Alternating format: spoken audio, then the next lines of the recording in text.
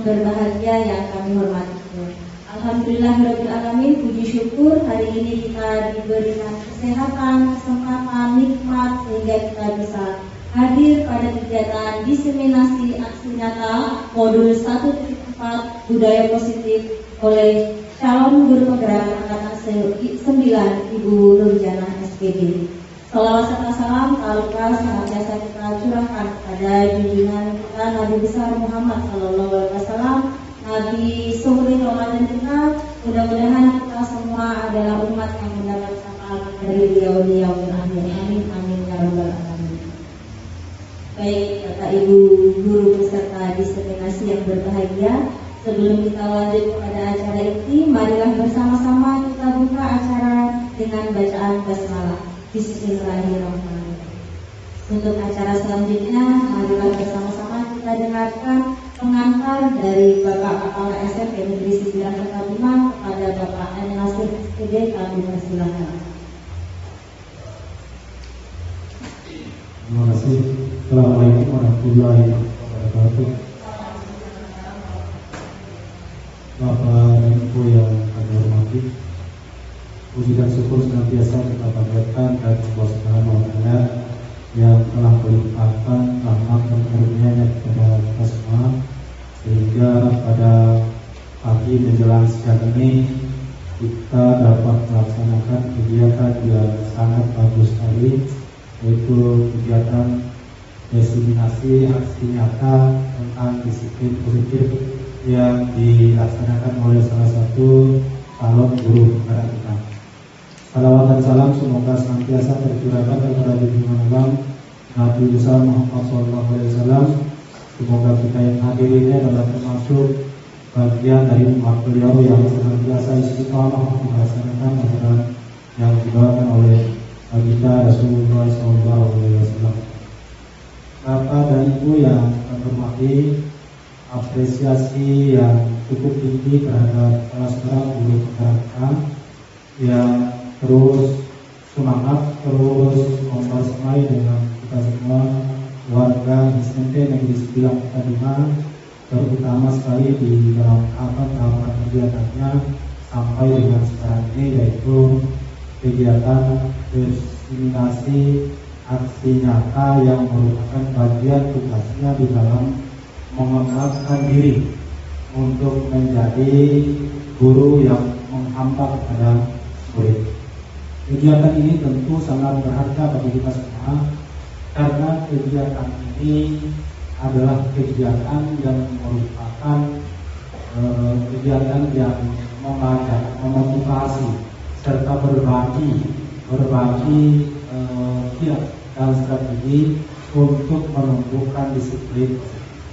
Disiplin positif itu Bapak dan Ibu, ini penting sekali bagi kita sebagai pendidik, sebagai guru, karena dengan disiplin positif ini akan menumbuhkan suatu gerakan yang kontinu yang dilakukan oleh kita semua, sehingga nanti pada saatnya ada karakter, ada sikap dan perilaku kita yang terus kita olah, terus kita laksanakan dengan baik tanpa adanya pengaruh dari pihak lain. Ada tahapan-tahapan yang harus kita lakukan.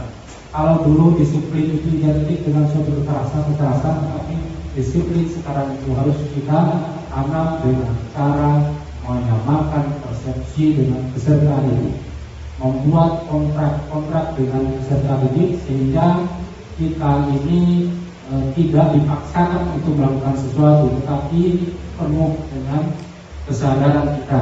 Karena apa?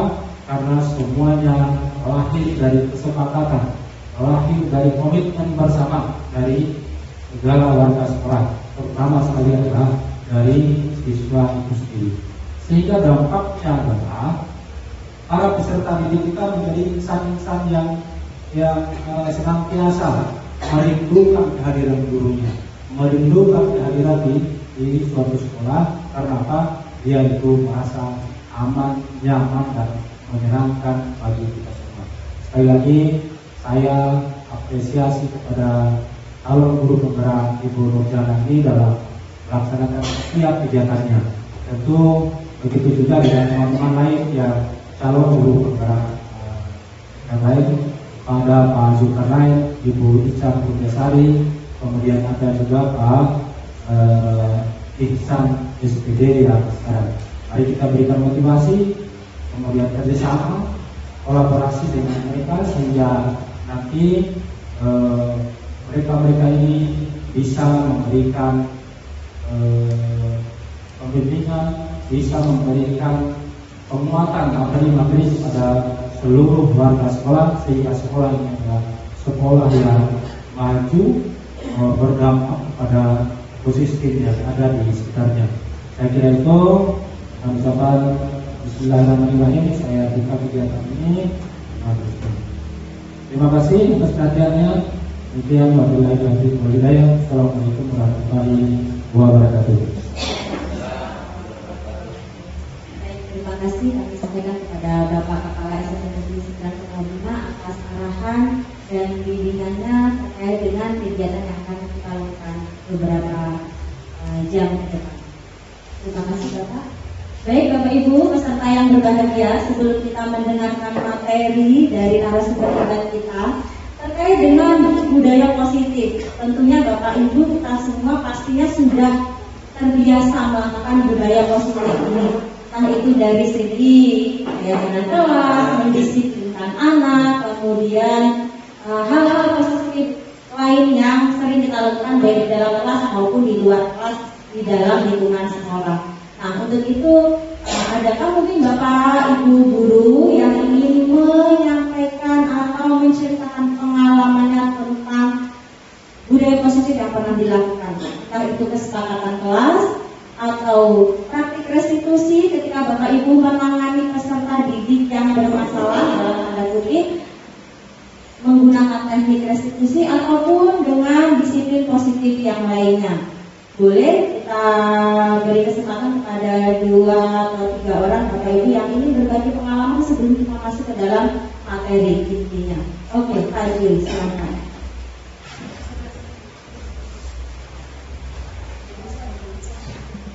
Terima kasih. Assalamualaikum warahmatullahi wabarakatuh. Dalam kesempatan ini kegiatan yang itu presentasi aksi nyata budaya positif yang diterapkan di sekolah maupun di kelas. Saya ingin menceritakan kegiatan saya terkait dengan penanganan siswa, dalam hal ini siswa yang terlambat masuk sekolah. Di sana yang menggunakan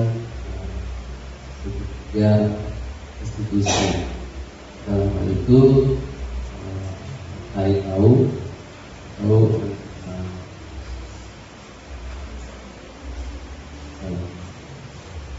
permasalahan siswa. Dalam hal ini menggunakan metode-metode yang terdapat dalam restitusi itu sendiri. Adapun langkah-langkah yang pertama yaitu kita tahu permasalahan itu definisi permasalahan.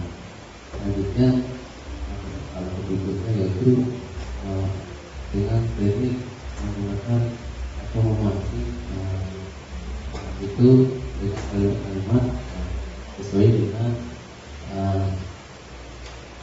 masalahnya. Jadi itu yang pertama saya lakukan. Selanjutnya proses itu berjalan kembali. Siswa juga tertarik untuk menceritakan permasalahan itu pada guru BK-nya, agar dia selalu terlambat masuk sekolah. Jadi saya katakan yang terlambat ya setiap hari kamu terlambat masuk sekolah. Dia menceritakan masalah-masalah yang dihadapi oleh dia. Jadi dia terbuka dalam menceritakan masalahnya sehingga penyelesaian masalah itu berjalan dengan baik. Nah, di sini Bapak dan Ibu dalam penerapan dari institusi itu dengan penyelesaian masalah siswa, kita hendaknya dalam hal ini ada pernyataan dari kita selaku guru. Dalam hal ini adalah pembelajaran murid kita. Jadi pertama kita akan memancing emosional siswa itu supaya bisa menceritakan masalahnya dan menghadapinya. Mbak, selama ini kita menggunakan teknik yang katakanlah teknik lama. Jadi kita selalu menjadi atau berdiri pada posisi yang penghukum. Artinya penghukum itu kita langsung memberikan ponis bahwa apa yang dilakukan oleh musibah itu salah, iya, salah. Tapi dalam hal ini kita menggunakan teknik aksi retribusi itu yang di posisi kontrol itu penghukum dalam satunya itu 5 posisi itu bisa kita gunakan semua, tapi yang pertama yang harus kita lakukan adalah posisi sebagai pengajar itu merupakan salah satu posisi kontrol yang tepat untuk menyelesaikan masalah. Itu adalah berbeda. Assalamualaikum warahmatullahi wabarakatuh. Terima kasih Pak Jul atas sedikit pengalaman yang sudah dibagi oleh Pak Jul terkait dengan disiplin positif atau budaya positif. Mungkin satu lagi terkait budaya positif. Itu sebenarnya apa sih budaya positif? Kan kita sering berbicara tentang budaya positif. Dan tadi Pak Jul sudah sedikit membagikan tentang budaya positif, yaitu praktik segitiga restitusi yang sudah dilakukan oleh Pak Jul. Mungkin ada Bapak Ibu guru lain yang bisa berbagi tentang disiplin positif itu sebenarnya apa sih budaya positif itu. Dan kita yakin kita semua sudah pernah melakukan disiplin positif atau budaya positif dalam bentuk apapun. Nah, di sini sebelum kita masuk ke materi sebagai pemancing awal ini, jadi apa sih yang sudah Bapak Ibu pernah lakukan atau pemahaman Bapak Ibu terkait dengan budaya positif, bisa dari kegiatan kelas, kemudian implementasi segitiga restitusi dan lain sebagainya. Ibu Amti, silakan.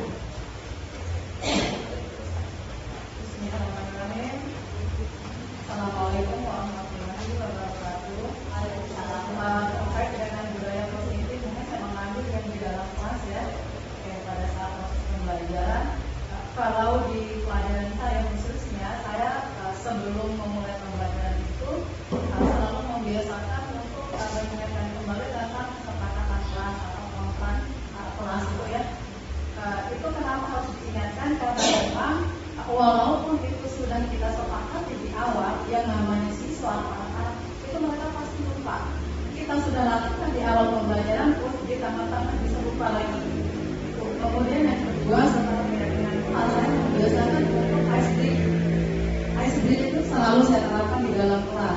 Satu kali saya lupa hari ini, misalnya tadi ada Ibu kenapa tadi tidak ada ice breakingnya, itu akan jadi pertanyaan. Itu biasa terjadi di kelas 9A. Itu Saskia itu suka menagih, Ibu hari ini kenapa tidak ada ice breaking? Biasanya ice breaking itu ada. Oh ya maaf lupa. Itu karena sudah menjadi kebiasaan saya ice breaking, jadi sekalinya tidak dilakukan, itu pasti siswa itu bertanya. Itu yang kita lakukan. Kemudian satu hal yang selalu kita lakukan itu, saya selalu membiasakan anak-anak itu untuk mengutarakan satu kalimat yang berkaitan dengan perasaan mereka sebelum kita memulai pengajaran. Itu selalu kita terapkan.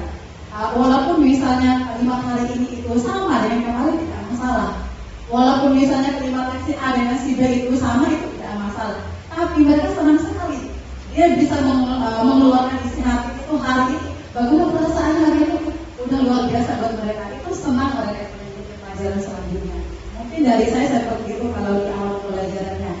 Sekian dan terima kasih. Wassalamualaikum warahmatullahi wabarakatuh.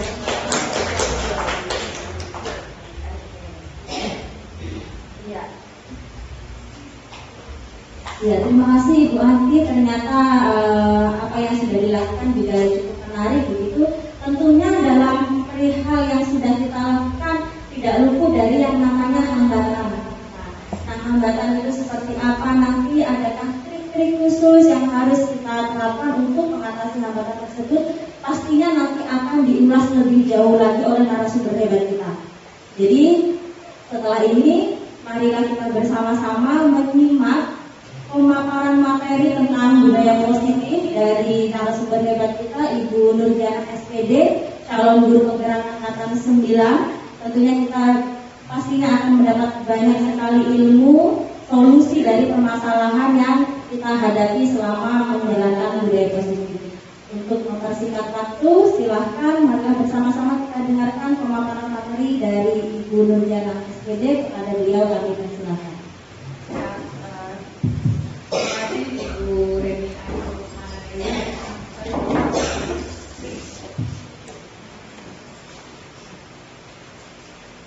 Selamat datang buat teman-teman semua, Bapak Ibu yang sudah bersedia hadir pada diseminasi aksi nyata modul 1.4 budaya positif yang sudah saya susun. Alhamdulillah, bersyukur senantiasa kita panjatkan kehadiran Allah Subhanahu wa Ta'ala pada pagi hari ini. Siang, pagi menjelang siang ini kita bisa berkumpul untuk mengikuti diseminasi saya. Ya, salawat dan salam senantiasa kita sanjungkan bagi junjungan kita Nabi besar Muhammad Sallallahu Alaihi Wasallam. Semoga apa yang kita lakukan hari ini kita mendapat berkah dari Allah dan tetap semua yang hadir di ruangan ini mendapat syafaat dari beliau. Amin ya rabbal alamin. Tanpa memperpanjang lagi, saya akan masuk ke materi saya.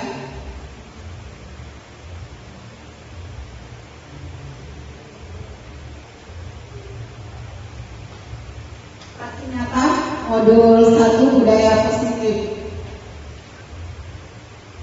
Sebagai buka di sini ada satu ini yang saya sampaikan, bahwa seorang guru yang baik harus memiliki kemampuan dalam mewujudkan budaya positif di sekolah, dan budaya positif tersebut dapat dijalankan dengan menerapkan konsep-konsep inti seperti disiplin positif, memahami motivasi perilaku manusia.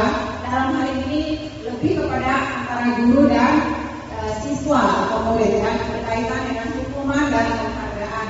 Lalu kita sebagai guru juga menyadari dan memahami posisi kontrol seorang guru itu yang tepat itu yang mana. Kemudian pembuatan keyakinan kelas atau keyakinan sekolah dan penerapan segitiga restitusi dalam penyelesaian masalah. Rencana tindakan untuk aksi nyata. Nah, ini adalah latar belakangnya. Latar belakang yang saya pelajari selama ini, kemudian saya angkat dalam aksi nyata budaya positif saya adalah siswa tidak suka adanya peraturan, karena biasanya ketika mereka melakukan pelanggaran maka akan mendapatkan hukuman dan cenderung akan mempermalukan dirinya. Ini yang perlu sama-sama kita pelajari, perlu sama-sama kita dalami, dan mungkin bisa kita dapatkan jalan keluarnya di forum. Bahwa mungkin saya sendiri ya secara pribadi sangat menyadari bahwa apa yang saya lakukan selama ini ternyata masih sangat jauh dari apa yang seharusnya dilakukan oleh seorang guru atau diterapkan oleh seorang guru kepada siswanya. Bahwa siswa ketika mereka melakukan suatu pelanggaran dan guru menerapkan sistem hukuman, ternyata ada banyak hal yang terjadi pada saat itu. Oke, fine, siswa menerima apa yang kita lakukan pada saat itu, tetapi di belakangnya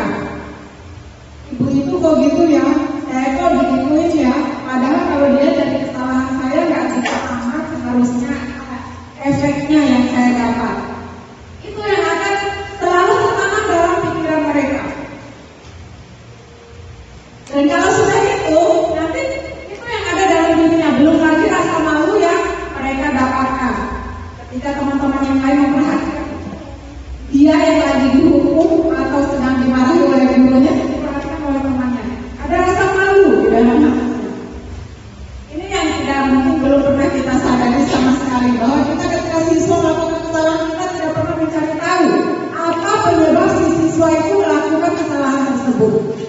Baik itu kesalahan terlambat hadir ke sekolah, kesalahan tidak menggunakan seragam yang sesuai dengan hari tersebut, atau kesalahan yang lain mungkin dia berkelahi atau yang lainnya. Kita tidak pernah mencari akarnya, akar permasalahannya enggak. Kebiasaan kita itu selama ini hanya langsung menyalahkan. Kamu salah, kenapa kamu berantem? Kenapa kamu bolos? Kenapa kamu tidak hadir pada saat pelajaran kelima? Seperti itu. Dan kita tidak pernah mencari tahu alasannya. Seharusnya ketika kita siswa melakukan kesalahan, kita harus cari tahu dulu alasannya, baru kita bisa memberikan tindakan-tindakan yang tepat. Nah, ini untuk tujuan aksi nyata saya, yaitu menciptakan murid yang merdeka dengan disiplin diri yang kuat dan menumbuhkan budaya positif di sekolah dengan meyakini nilai-nilai kebajikan universal. Apa itu nilai kebajikan universal? Nanti kita akan bahas pada slide yang selanjutnya. Olah ukur dibuatnya dapat dilakukannya diseminasi aksi nyata budaya positif ini adalah terbentuknya keyakinan kelas melalui kegiatan pembuatan kesepakatan kelas yang dilakukan oleh wali kelas dan murid. Lalu yang kedua adalah siswa mampu menerapkan dan menjalankan keyakinan kelas yang telah dibuat. Kenapa harus keyakinan kelas? Padahal sebenarnya di budaya positif itu ada 6 poin. Sebenarnya bukan hanya keyakinan kelas, tetapi saya sengaja mengangkat di sini keyakinan kelas karena sebenarnya itu di keyakinan kelas itu semuanya sudah ikut. 6 poin di budaya positif itu sudah masuk, sudah bisa ikut semua di dalam keyakinan kelas itu. Sudah terbahas semua di situ. Lalu ada lini masa tindakan, langkah-langkah tindakan yang saya lakukan sebelum aksi nyata ini dilakukannya diseminasinya, yaitu pertama, saya menghadap kepala sekolah untuk menjelaskan pentingnya penanaman budaya positif dan keyakinan kelas di sekolah, serta meminta izin untuk mendiseminasikan bersama rekan guru. Kemudian yang kedua, mengumpulkan rekan guru untuk melakukan diseminasi pemahaman materi budaya positif dan saat ini sedang saya lakukan. Yang ketiga, berkoordinasi dan berkolaborasi dengan wali kelas untuk membuat keyakinan kelas di kelas masing-masing. Dan alhamdulillah saya juga saat ini berdiri sebagai seorang wali kelas. Selanjutnya adalah memantau, merefleksi dan mengevaluasi keyakinan kelas yang telah dibuat. Hal ini karena kebetulan saya juga wali kelas, jadi sudah saya lakukan. Teman-teman semua, dukungan yang dibutuhkan tentu saja yang pertama adalah dukungan dari kepala sekolah, rekan guru serta murid agar tindakan yang telah disusun dapat dilakukan secara lancar dan menyeluruh. Lalu sarana dan prasarana untuk menumbuhkan budaya positif di sekolah. Saya masih stop dulu di poin yang kedua. Pertama dan kedua, dukungan tentu saja kami butuhkan sebagai calon guru penggerak. Kami tidak bisa bergerak sendiri, berjuang sendiri, atau tergerak sendiri, atau menggerakkan diri sendiri saja. Tetapi semua elemen yang ada di lingkungan sekolah yang menjadi warga sekolah atau warga belajar itu harus saling mendukung. Ini dukungan Bapak Ibu untuk kami di sini pun ini sudah merupakan satu dukungan yang luar biasa sekali bagi kami calon guru penggerak. Mudah-mudahan kedepannya teman-teman guru dan rekan guru semua bisa selalu memberikan dukungan yang positif kepada kami supaya kami bisa terus berada di jalan kami dan bisa sampai finish dengan baik. Lalu sarana dan prasarana ini tentu saja sangat dibutuhkan untuk menumbuhkan budaya positif. Kita sudah melakukan banyak aktivitas yang berhubungan dengan budaya positif. Di antaranya adalah kegiatan literasi Al-Quran di musola, lalu ada kegiatan literasi bahasa di aula atau di ruang lab, dan juga numerasi di perpustakaan sekolah. Poin yang ketiga, orang tua dalam dukungan orang tua dalam melakukan budaya positif di rumah. Nah, ini sebenarnya perlu, dan saya rasa pihak sekolah harus melakukan hal ini karena untuk membudayakan satu hal yang positif tidak selalu dilakukan atau diberikan oleh guru di sekolah, tetapi orang tua atau keluarga di rumah juga memiliki tanggung jawab besar dalam hal ini. Seharusnya ada kerjasama yang baik antara pihak sekolah dengan orang tua murid. Namun mungkin kita sebenarnya sudah melakukannya, tapi masih jarang. Harusnya ini lebih rutin seperti yang kami sudah pelajari, bahwa minimal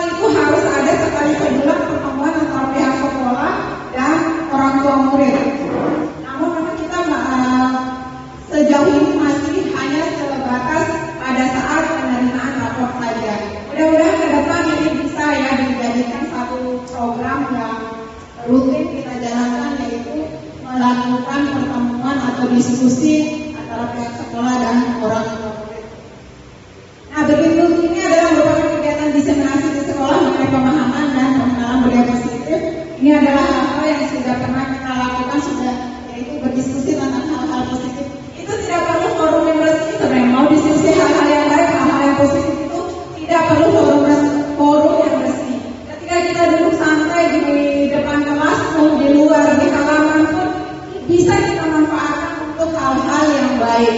Contoh ya seperti ini. Nah, sedikit saya singgung dulu tentang pembelajaran paradigma baru, teman-teman. Pembelajaran paradigma baru merupakan pembelajaran yang berorientasi pada penguatan kompetensi dan pengembangan karakter yang sesuai dengan nilai-nilai Pancasila. Pembelajaran paradigma baru memastikan praktek pembelajaran yang berpusat pada murid, yang mana setiap murid belajar sesuai dengan apa yang mereka butuhkan. Nah, di sini ada 6 dimensi profil pelajar Pancasila di situ. Pertama adalah bagaimana berbangga kepada Tuhan Yang Maha Esa dan berakhlak mulia. Kemudian berkebinekaan global, kemudian bergotong royong, kreatif, bernalar kritis, dan mandiri. Sebenarnya untuk hal-hal seperti ini sudah kita lakukan sejak kita menjadi sekolah penggerak. Alhamdulillah sampai sekarang pun kita sudah menjalankannya. Kita masuk di inilah materi ini dari diseminasi saya pada hari ini, yaitu konsep utama modul budaya positif. Yang pertama adalah disiplin positif dan nilai-nilai kebaikan universal.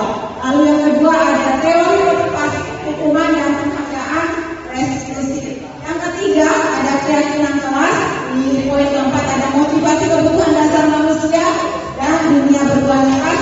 Yang kelima ada 5 posisi kontrol. Dan yang keenam adalah strategi restitusi. Nah, disiplin positif. Cara penerapan disiplin yang mengajarkan anak bertanggung jawab dan menumbuhkan kesadaran diri berdasarkan nilai-nilai kebajikan universal.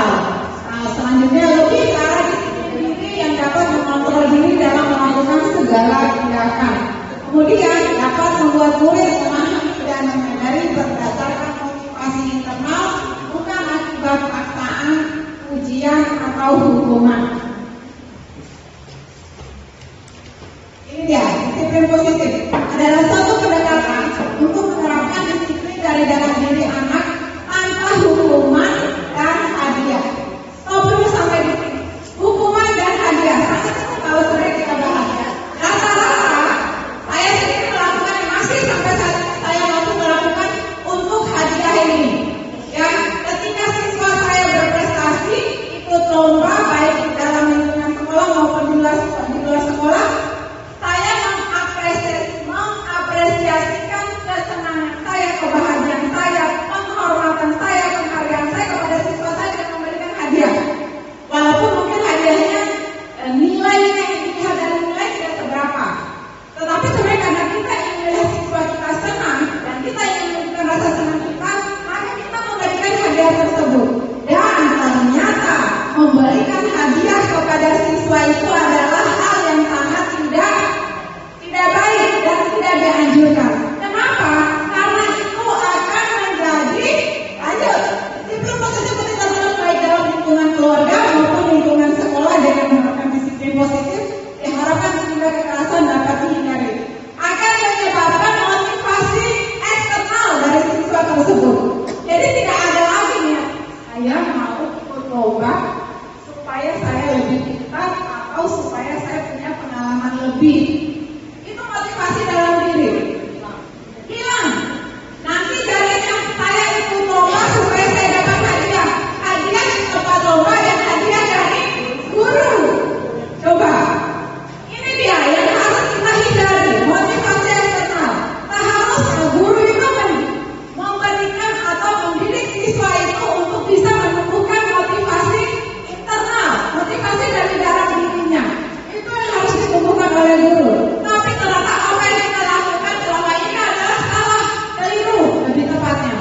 Bahwa kita sudah melakukan atau memberikan motivasi eksternal yang suatu saat bisa saja menjadi bumerang bagi siswa itu sendiri. Selanjutnya, agar penerapan disiplin positif dapat mewujudkan visi dan misi sekolah, maka perlu dikembangkan penciptaan lingkungan belajar yang ramah murid, pendidik, dan orang tua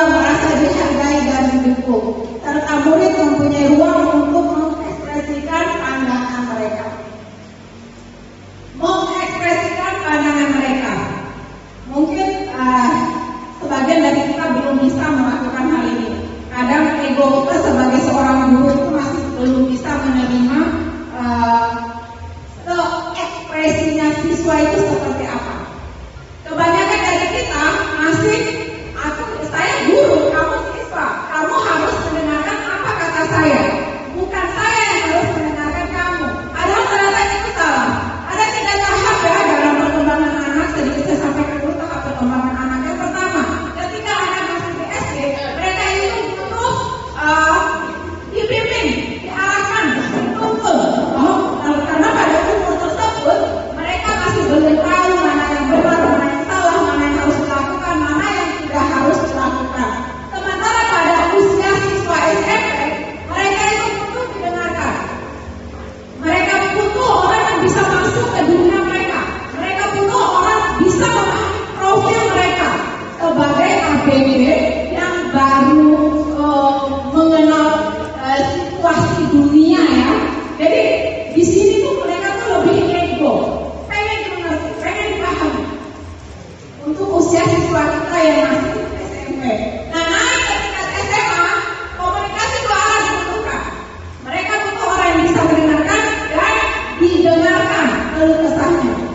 Kita memberikan tanggapan yang positif atas apa yang mereka sampaikan. Itulah yang dibutuhkan oleh siswa SMA.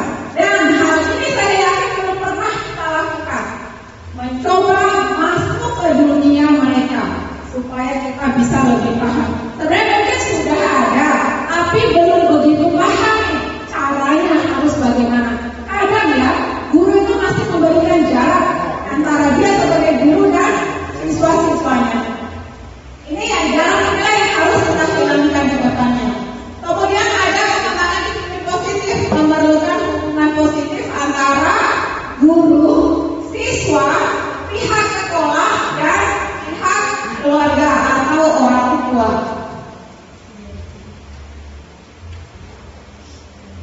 Selanjutnya masuk ke poin yang kedua, yaitu motivasi perilaku manusia. Di situ ada untuk menghindari ketidaknyamanan dan hukuman. Masih berhubungan dengan yang poin yang pertama tadi ini, yaitu ketidaknyamanan dan atau hukuman.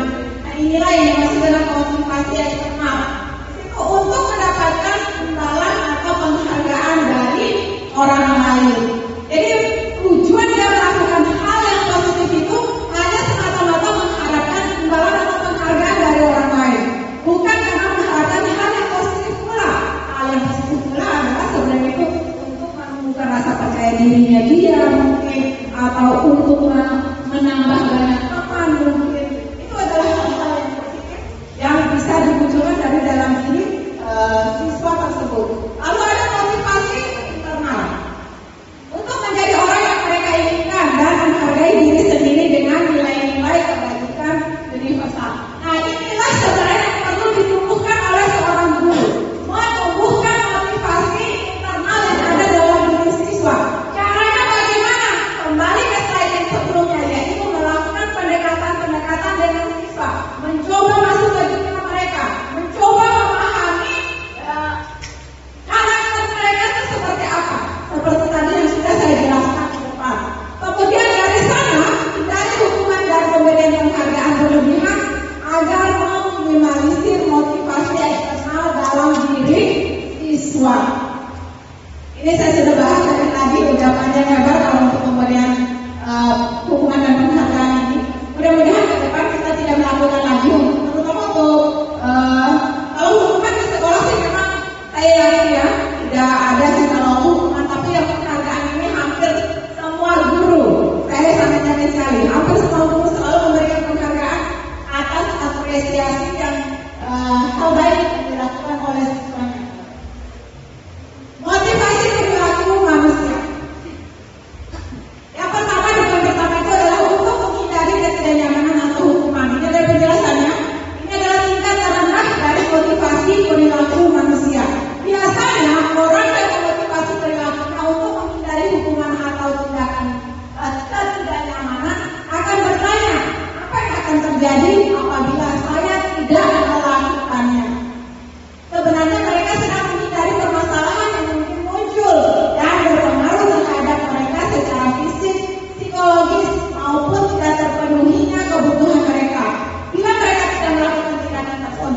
motivasi ini bersifat eksternal. Ya, kenapa? Ketika siswa kita suruh siswa misalnya melakukan sesuatu hal yang positif, mereka tidak mau ikut. Sebenarnya dalam hati itu mereka bertanya, kalau saya akan melakukan, kira-kira akibatnya apa nih? Kira-kira guru bakalan apa ini? Mereka sebenarnya bertanya-tanya ke dalam hatinya. Dan akibat dari pertanyaan yang muncul dalam dirinya tersebut, dia pasti akan melakukan hal tersebut. Saya bolos aja deh. Karena tadi pertanyaan, kalau saya bolos, kira-kira diapain ya? Karena muncul pertanyaan itu dari dalam diri. Akhirnya itu dia beneran bolos. Saya nggak ikut sholat aja deh, sholat subuh bersamanya. Saya nggak ikut sholat aja deh. Kira-kira kalau saya nggak sholat dihukum nggak ya? Jadi biar dia tahu dihukum apa enggak, nggak ikut sholat. Walaupun memang tidak dihukum oleh ibu pembina mata pelajaran pendidikan agama Islam, tapi itu tadi akibat dari muncul pertanyaan-pertanyaan negatif yang ada dalam dirinya itu, si siswa ini pasti akan melakukan hal tersebut. Sama seperti nanti ketika kita malah membuat keyakinan kelas atau kesepakatan kelas, hindari kata-kata yang bernuansa negatif, kata tidak dan kata jangan. Kenapa? Karena kata tidak dan kata jangan itu yang akan diingat, tertanam dalam pikiran mereka. Contoh nih, belum masuk ke kesepakatan kelas. Kita nih, saya sama anak saya, sekolah jangan nakal ya. Dia pasti bakal nakal. Pasti bakal nakal.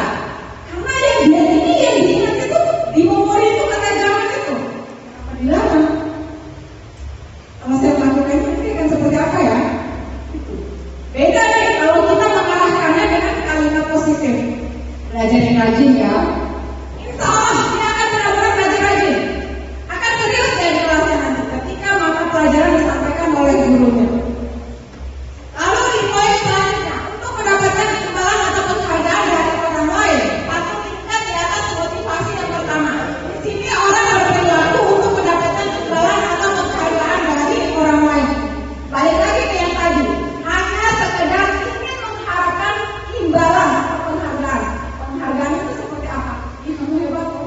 Cuma sekedar ingin dapat pujian. Dia ikut lomba, dia melakukan hal yang baik, hal positif, bukan karena alasan yang positif pula, tetapi lebih karena itu, selain mengharapkan imbalan, mengharapkan pujian. Tinggal memiliki, luar umum memiliki, hebat banget. Saya bangga sama kamu. Kamu siswa saya yang paling pintar. Kamu siswa saya yang paling hebat. Pujiannya positif, tetapi efeknya itu yang negatif. Karena siswa akan melakukan hal positif ke depan hanya untuk mendapatkan kata-kata positif yang tadi itu saja. Sementara yang diharapkan bukan itu, motivasi internal. Balik lagi, yang tadi itu kita lakukan. Nah, harusnya adalah siswa memiliki motivasi dalam diri sendiri. Karena kenapa?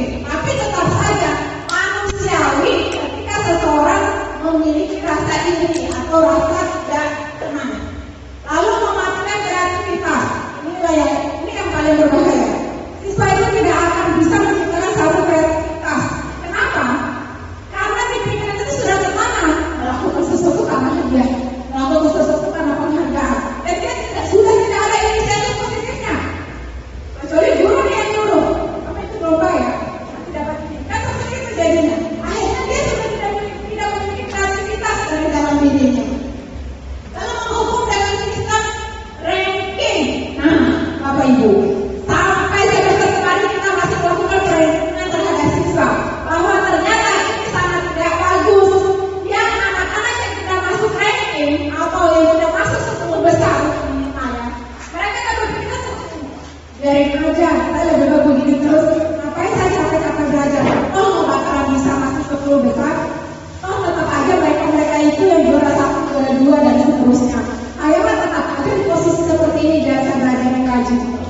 Akan seperti itu pemikiran mereka. Dan tentu saja mereka akan iri. Kok bisa begitu ya? Padahal kita sama loh belajarnya, tapi kok dia bisa lebih pintar?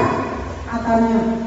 Itu yang belum pernah tidak pernah kita sadari. Tetapi pasti dalam diri siswa itu akan muncul pertanyaan-pertanyaan seperti itu.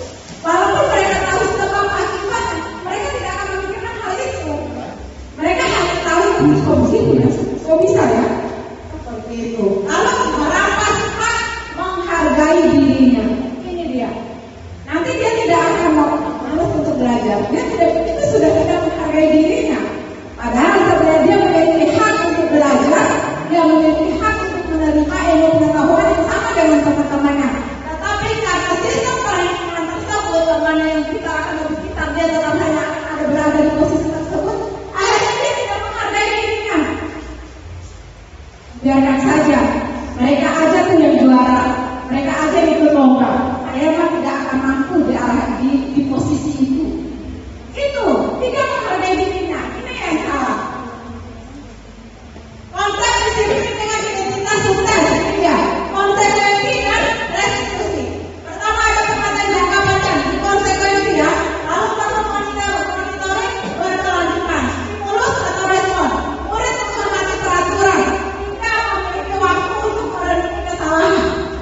Karena sudah langsung di konsekuensi itu, dia tidak akan terlambat, dihukum hormat bendera selama 10 menit, selesai urusan.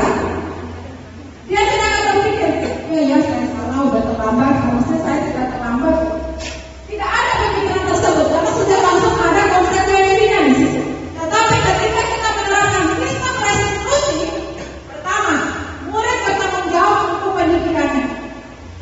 Maka dia akan belajar yang rajin. Ini adalah motivasi pertama. Sepenuh jiwa, sepenuh hatinya dia akan melakukan sesuatu atas kemauan sendiri, bukan karena takut, bukan karena konsekuensi, bukan karena hukuman. Lalu murid akan fokus pada pemecahan masalah jangka panjang. Dia akan berpikir nih, kalau saya melakukan kesalahan ini, kedepannya seperti apa ya?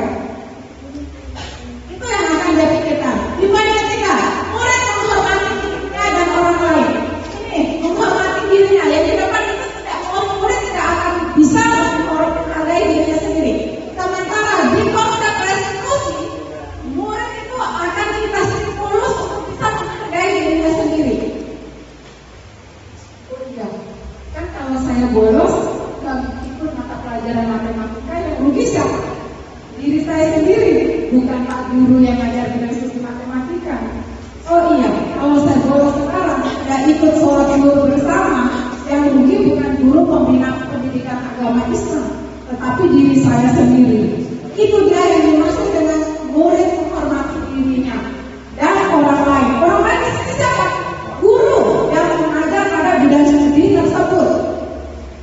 Lalu dari kontrol, memegang kontrol atas dirinya sendiri. Iya, dia memegang kontrol penuh atas dirinya sendiri. Apa yang mau dia lakukan, dia lakukan atas dirinya sendiri. Tetapi tentu saja dengan pertimbangan-pertimbangan benar dan salah. Di sini mereka ini sudah bisa memikirkan. Kalau saya lakukan ini benar, kalau saya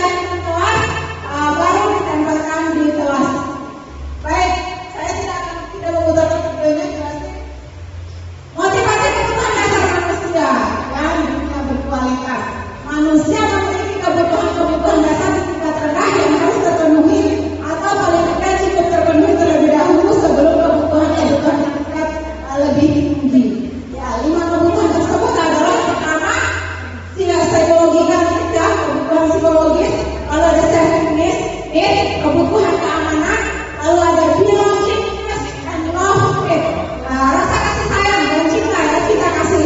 Lalu kemudian ada esteems, itu ada prestige, dan ini adalah kebutuhan pada prestasi untuk melakukan sesuatu yang menjadi prestasi ya bagi kita semua, bagi dirinya. Lalu ada self actualization itu, one full potential, adalah potensi diri di sini ya. Next, contoh penerapan kapasiti kaum. Menghukum, ya menghukum disitu yang pertama yaitu contoh kalimatnya patuhi peraturan sekolah lalu berdiri di depan barisan. Ini biasa kalimat yang kita ucapkan ketika siswa melakukan kesalahan atau melanggar aturan sekolah. Diri membuat rasa bersalah. Berapa kali bu guru harus memberitahu kamu? Bu guru kecewa sama kamu. Kalimatnya pelan, sopan, mengalun, tetapi menusuk. Inilah yang menimbulkan rasa bersalah pada diri siswa tersebut. Ya, lalu guru sebagai teman, ayolah yang penting beribu bangga. Kali ini tidak ada apa-apa kamu salah, katanya gitu. Dengan kalimat santainya gitu, dia menganggap dirinya sebagai teman siswa tersebut. Lalu sebagai pemantau, kamu sudah melanggar aturan, kamu sudah melanggar. Apa yang kamu lakukan ini salah. Ini satu pemantau. Dia tidak memberikan hukuman, tetapi mengingatkan. Ya. Lalu ada guru sebagai manajer. Ini berhubungan dengan konsep segitiga restitusi. Bahwa seharusnya seorang guru menempatkan dirinya pada 5 posisi favorit yang terbaik adalah sebagai manajer. Apakah kamu tahu kamu sudah melakukan kesalahan? Jadi lewat pertanyaan ini kita menggali, kita mencari tahu apa sebenarnya yang terjadi. Posisi kontrol guru sebagai manajer. Namun sayangnya, bahkan saya sendiri ya belum mampu menempatkan diri saya pada posisi manajer yang seharusnya di sini. Tetapi memang saya masih sulit sekali untuk menempatkan diri sebagai guru sebagai manajer. Ya.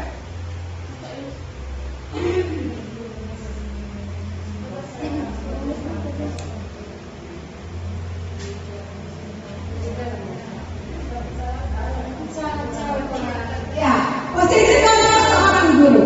Guru berbuat sesuatu bersama murid, mempersilahkan murid mempertanggungjawabkan perilakunya dan mendukung murid agar dapat menemukan solusi atas permasalahannya sendiri. Lalu posisi manajer mengacu pada restitusi yang dapat menjadikan murid sebagai manajer bagi dirinya sendiri sehingga tercipta identitas yang baik. Konsep disiplin pendekatan restitusi sebuah cara menanamkan disiplin positif pada murid. Bisa nggak ini layarnya ke bawahin kayak gitu, kayak gimana ya?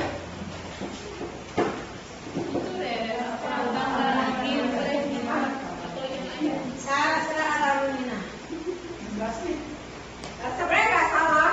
Aku lakukan semuanya. Ya, itu iya, layarnya tuh di oh.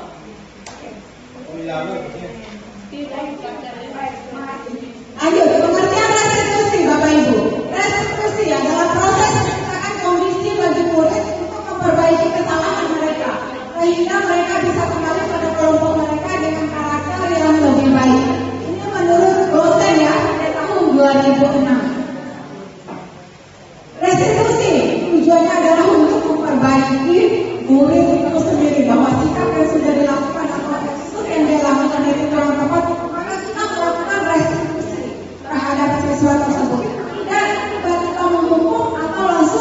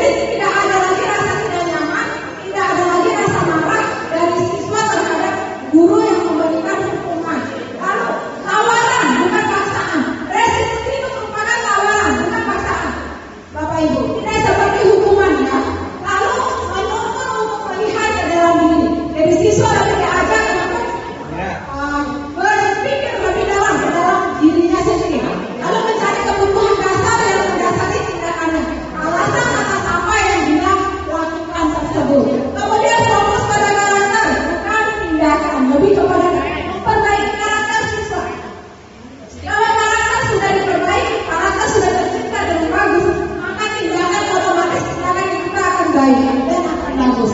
Kemudian kita lihat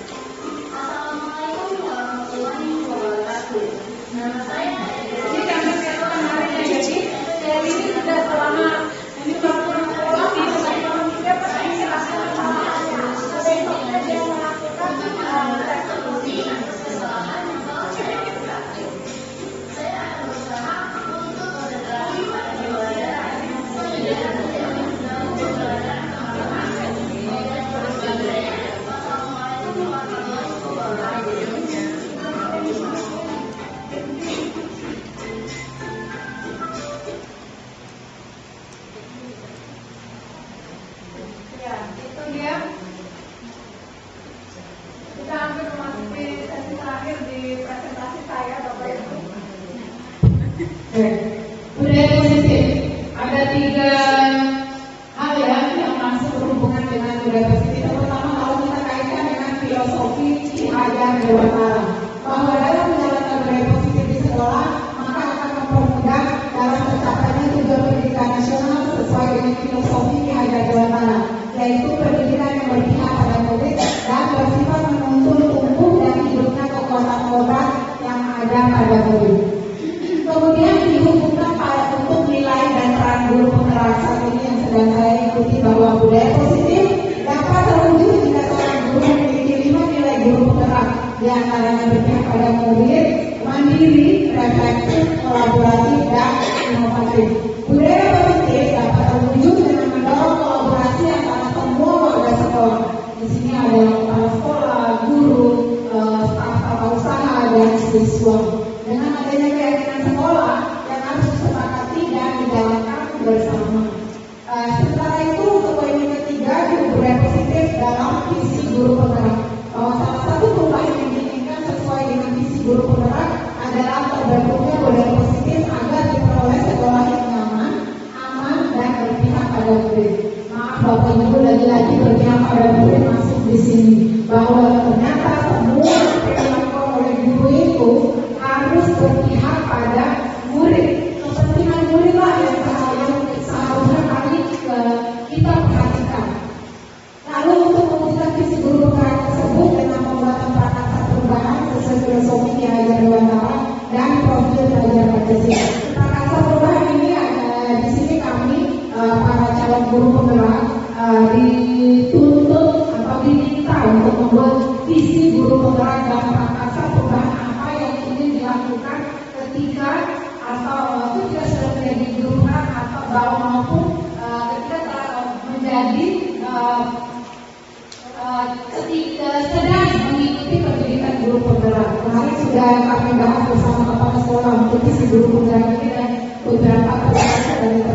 Ibu.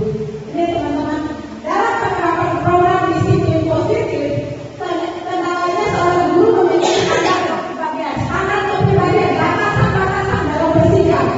Inilah yang saya maksud tadi, bahwa di situ ada profesional yang dituntut dan sosial yang baik, bahwa ternyata melakukan sesuatu program terhadap siswa dan teman-teman lingkungan atau memberikan dia itu sebenarnya itu ada batasannya bagi kita para guru.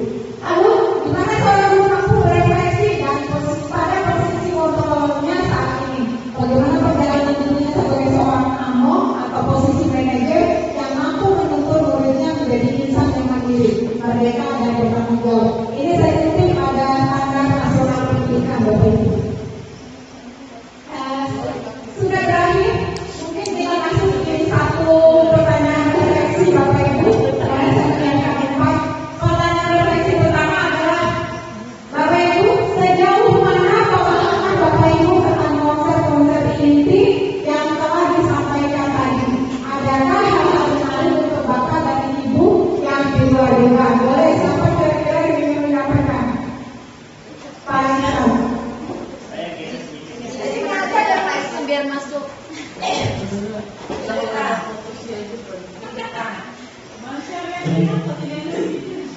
Terima kasih Ibu Dirjen.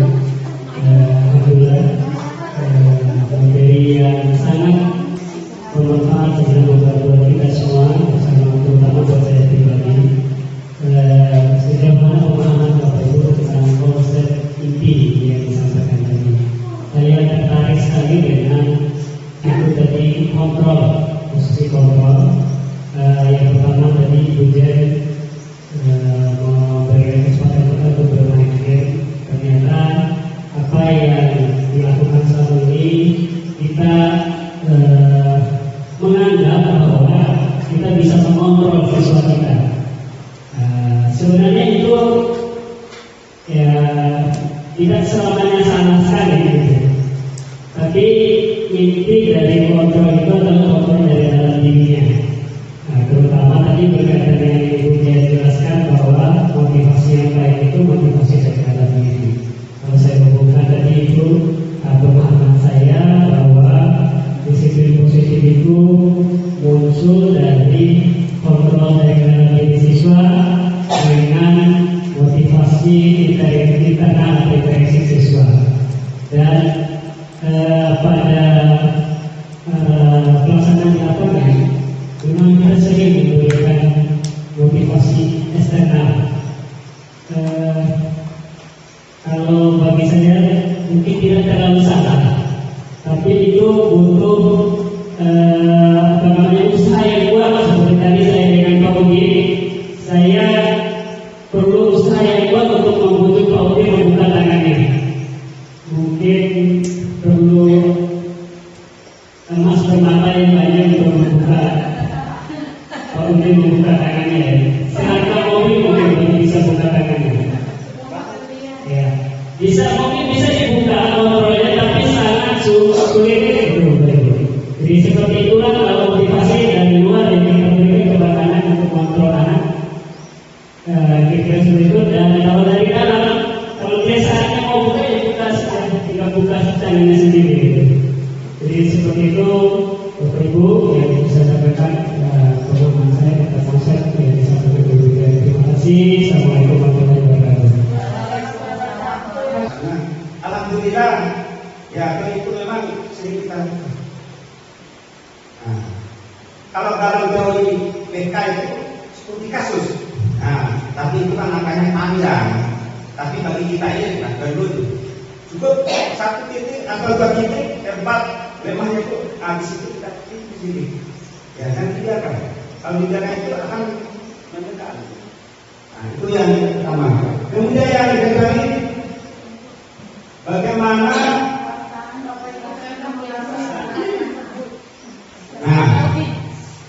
yang kedua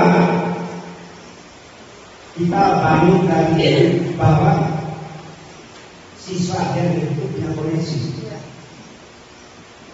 Tapi catatannya kita harus lanjut dulu.